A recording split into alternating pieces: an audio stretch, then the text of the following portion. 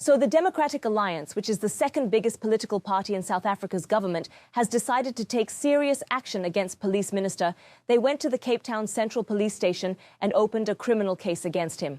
The DA says Mr. Senzo lied to Parliament back in March about something very serious. According to the DA's deputy chief, lying to Parliament is not just wrong, it's actually fraud, and that makes it a criminal act. The DA says they joined this unity government to fight corruption and make sure everyone in power is held responsible for what they do, and this is exactly what they're trying to do now. So the charges against Mr. Senzo come just a few days after a top police official came forward with strong accusations. So the KwaZulu-Natal Police Commissioner accused the police minister of allegedly messing up an important investigation into political killings by allegedly taking away 121 open case files and trying to shut down the team that was looking into these murders. These are very serious claims because political assassinations have been a big problem in parts of South Africa.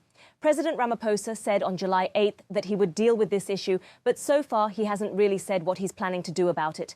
Meanwhile, Mr. Senzo says he didn't do anything wrong and has denied all these allegations. And we're outside the Cape Town police station this morning to lay criminal charges against the Minister of Police, Senzo Mchunu, for deliberately lying to Parliament and misleading Parliament. Minister Mchunu came to Parliament in March earlier this year to indicate and was asked by the committee whether he knew Mr. Brown Mkhotsi. He deliberately said that he did not know Mr. Brown Mkhotsi, who was a businessman linked to a criminal syndicate and corruption and capturing of the South African Police Service. And later on, in July, on the 9th of July, came back and said he is his comrade and he is his associate that he knows. So that means he deliberately lied to members of Parliament, which breaks Section 27, and ultimately breaks the Powers and Privileges Act, which means that he deliberately misled Parliament and members of Parliament by trying to hold him accountable for what is now become a massive issue around criminal syndicates that have captured the South African Police Service. So as a DA, we're not going to sit idling by to watch ministers directly lying to Parliament, which is an accountability mechanism and the only accountability mechanism South Africans have in the representatives of the people.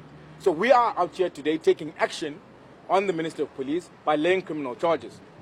We have done this just 9 days ago to the Minister of Higher Education and Training, which is now directly being investigated with the Hawks, which we actually met this morning.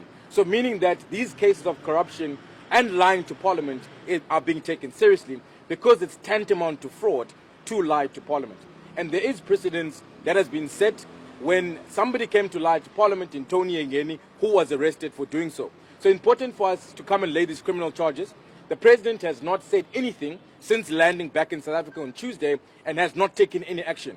It's a similar thing that he's done 9 days ago when he knew that Minister Nkabane lied to Parliament, took no action. When he knew Minister Simelane is involved in the VBS and currently being investigated by the Hawks, taken no action. So if the President is not going to take any action to ministers that serve in his cabinet to protect corruption, cadre deployment, and ultimately people that are linked to criminal syndicates, the Democratic Alliance will take that action.